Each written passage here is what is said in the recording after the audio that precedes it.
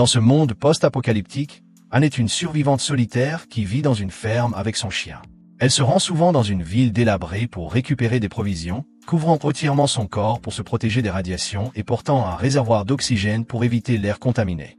La ferme d'Anne est située dans la vallée, ce qui signifie de longues marches pour chaque sortie, mais elle estime que cela vaut la peine pour rester en sécurité. Apparemment, la vallée n'est pas contaminée. Après chaque expédition, Anne prend soin de se laver méticuleusement. La nuit, son chien dort à ses côtés, apaisant sa solitude. La plupart du temps, elle s'ennuie. Ses journées consistent à vérifier les animaux de la ferme, les clôtures et les pièges qu'elle a installés dans la forêt. Son chien l'aide à traquer les lapins grâce à son odorat. Un jour, elle est stupéfaite de découvrir un véhicule abandonné sur la route. En s'approchant pour examiner, son chien la met en alerte, quelqu'un est à proximité. Il se cache dans les hautes herbes et observe un homme en combinaison de protection venir récupérer sa charrette avant de poursuivre son chemin surprise de trouver un autre survivant. Anne le suit discrètement. L'homme utilise un appareil pour vérifier que la zone est exempte de radiation et retire enfin son casque pour respirer l'air frais, tandis que John crie de joie en enlevant lui aussi sa combinaison.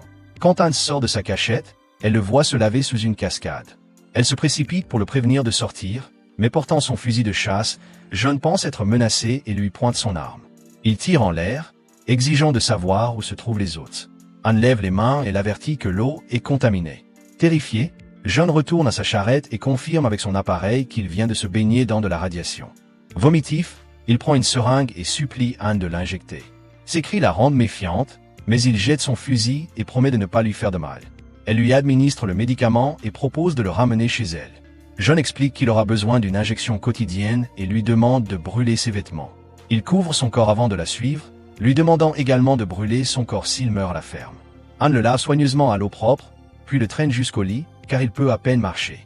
Le matin, elle retourne à sa charrette pour récupérer ses affaires, y compris des photos de lui avec une femme. Au fil des jours, Anne continue de s'occuper de John, surveillant sa température, lui donnant de la nourriture saine et ses injections. La nuit, elle peine à dormir, entendant son lit trembler sous ses frissons de fièvre.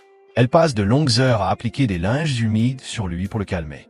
Après s'être assoupie à ses côtés, elle se réveille et prie pour sa guérison. Elle se rend aussi à la chapelle pour jouer de l'orgue, intégrant sa musique dans ses prières. John finit par se rétablir et peut quitter le lit, bien qu'Anne doive encore l'aider à marcher. Elle raconte que son père avait conseillé à sa famille de rester dans la vallée, pensant qu'elle les protégerait. Sa famille partit un jour à la recherche d'autres survivants et ne revint jamais. Je ne comprends pas pourquoi la vallée n'est pas contaminée et s'agace du manque d'explications. Mais Anne le distrait avec un câlin. Le lendemain matin, John remarque qu'elle entretient les plantes manuellement. Il consulte la bibliothèque de la maison et lit des textes sur l'agriculture. Il s'approche d'Anne, encore trop faible pour l'aider. Elle explique qu'elle ne peut pas utiliser le tracteur car elle est à court d'essence et les pompes n'ont pas d'électricité. John lui montre comment les actionner manuellement. Anne se précipite à la station-service, ravie d'obtenir enfin du carburant. À la maison, John l'observe à distance avec la lunette du fusil. Quelques instants plus tard, Anne conduit le tracteur avec enthousiasme, le chien la suivant joyeusement. Ce soir-là, pendant le dîner, John observe et prie avant de manger. Il raconte qu'il a survécu car il travaillait comme chercheur dans un bunker gouvernemental lors de l'incident. Il l'a quitté, se sentant prisonnier, pour retrouver une vie normale, et mentionne qu'il cherchait peut-être sa femme en montrant les photos. Mais il précise que la femme n'était pas sa femme. Au coucher, Anne laisse sa porte ouverte volontairement. John remarque ses jambes nues, mais retourne dans sa chambre. Le lendemain, Anne va pêcher et en profite pour nager, échangeant souvent des regards avec John.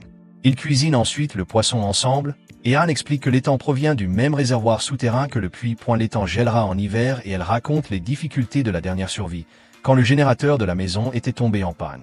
John inspecte le générateur et confirme qu'il est grillé, mais elle se blâme pour le DVD branché. John lui rappelle qu'il était ancien et serait tombé en panne de toute façon. Anne plaisante sur des projets scolaires avec des pommes de terre, donnant une idée à John.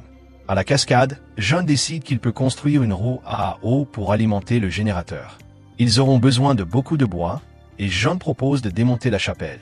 Anne s'y oppose, expliquant que son père l'a construite pour prêcher chaque dimanche.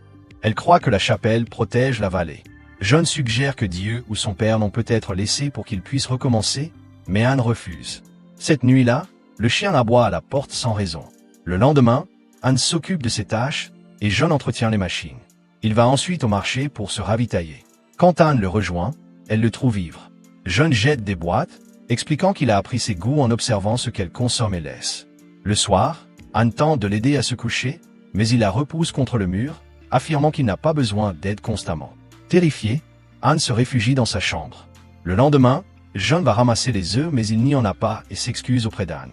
Plus tard, elle va jouer de l'orgue à la chapelle et croit être observée, mais la personne disparaît. Elle retourne à la ferme pour rassurer John, qui dit qu'il n'était pas allé à la chapelle. Le soir, ils dînent avec du vin, dansent et s'embrassent. Mais John interrompt le baiser et retourne dans sa chambre. Quelques minutes plus tard, il va vérifier Anne dans sa chambre. Elle enlève sa robe, mais il lui demande de se recouvrir. Anne se demande ce qu'elle a mal fait, mais John lui explique qu'il est attiré par elle et que passer à l'acte changerait tout point le lendemain. Elle propose la chapelle à John, mais il refuse. Plus tard, son chien alerte d'un homme, Caleb, qui demande juste de l'eau. Anne le conduit à la ferme et empêche John de tirer. John mesure la radiation de Caleb, qui avoue avoir volé des œufs par peur. Il a survécu car il était sous terre lors de l'incident. Ses collègues partis chercher leur famille ne sont jamais revenus. Caleb veut continuer vers le sud et demande à rester une nuit. L'appareil détecte un peu de radiation, il est faible et a déjà vomi. John accepte qu'il reste quelques jours pour se rétablir. Anne le convainc de rester dans la maison. Pendant le déjeuner, Caleb prie avec Anne et raconte ses voyages. John raconte aussi, évoquant un adolescent qu'il a laissé mourir. Caleb explique qu'un collègue a tué la majorité de son équipe avant de mourir. Anne lui montre la maison, mais John lui reproche sa familiarité avec un inconnu.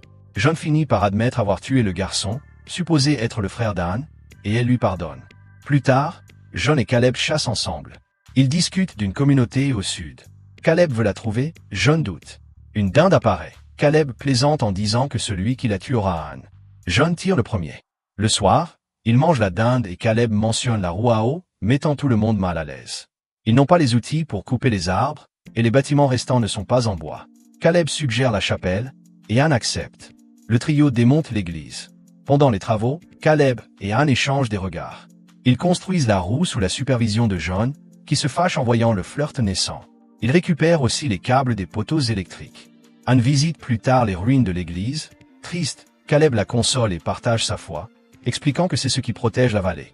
Anne est heureuse d'avoir enfin quelqu'un qui la comprend, car John n'est pas croyant. De retour à la ferme, John observe avec jalousie. Cette nuit, il conseille à Anne de se rapprocher de Caleb. Les jours passent, chacun travaille sur la roue. Caleb se risque dans l'eau contaminée, permettant de grands progrès. Ils célèbrent leur travail avec vin, musique et jeux dans les temps. John se sent exclu.